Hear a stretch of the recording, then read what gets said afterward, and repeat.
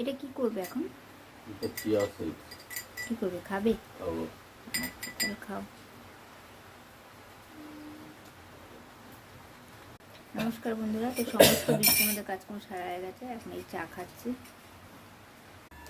এইগুলো কালকে সব নিয়ে এসছে, তো এখন এগুলো সব প্যাকেটে এগুলো ঢালবো। এখন এটাও একটা ছোটো প্যাকেটে ঢেলে রাখবো।